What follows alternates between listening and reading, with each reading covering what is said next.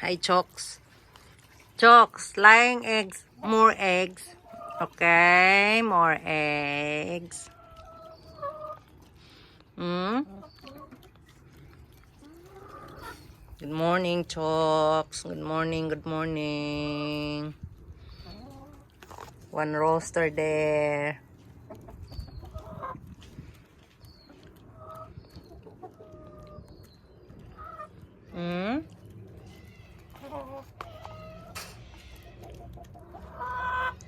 Ano? Ayan, may pagkain, no. Eat. Eat and lay a lot of eggs.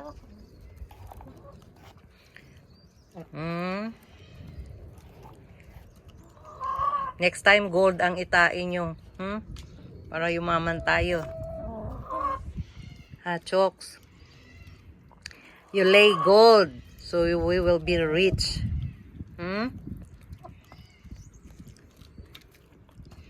Oh, kawawang rooster. Hindi makapasok.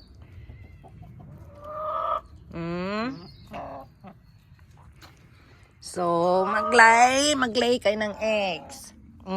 Epot naman yan, hindi man yan eggs. Ayun, may eggs.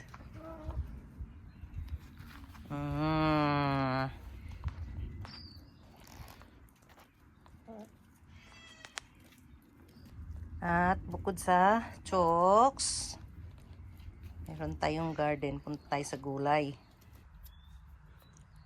So, ayan pa guys. Ayan. Tapos, ayan. Kamatis, hilaw pa siya. Hilaw pa. So, ayan yung pinakamatangkad na kamatis. At napakadami talaga niyang bunga sa loob. Tingnan niyo kung gaano katangkad. At ito naman yung ibang klase. Ang bunga niya ganyan. Para siyang kalabasa.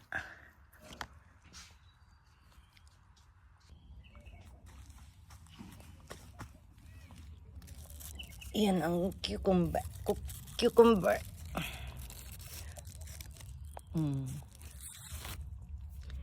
At meron na tayong malaki.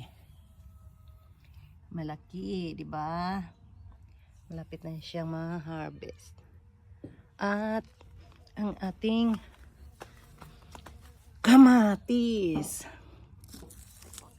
This year napakaraming kamatis. Ayun sa loob.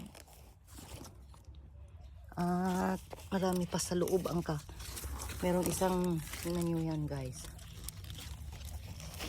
Kita ko lang sa inyo. Ayan. Oh, diba ang dami guys? Oh. Ganyan guys. Diba? Para siyang kalabasa. Iba't iba.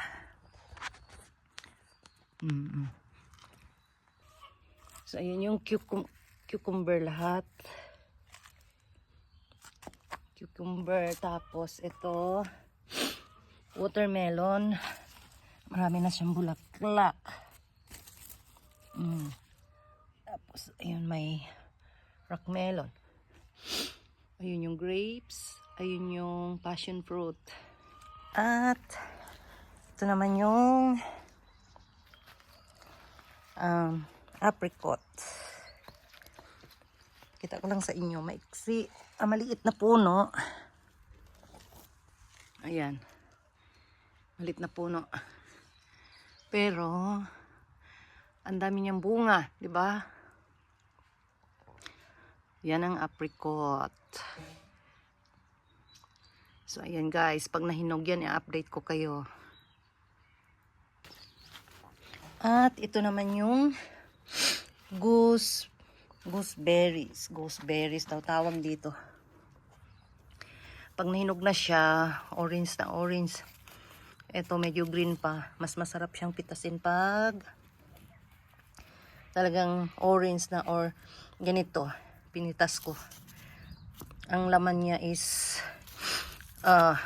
orange na orange pag hinog siya. Ito dapat pag pinitas hinog. Pero ang dami niyang bunga. Ganyan yung puno niya. Ganyan. Pero tingnan nyo yung isang tangkay.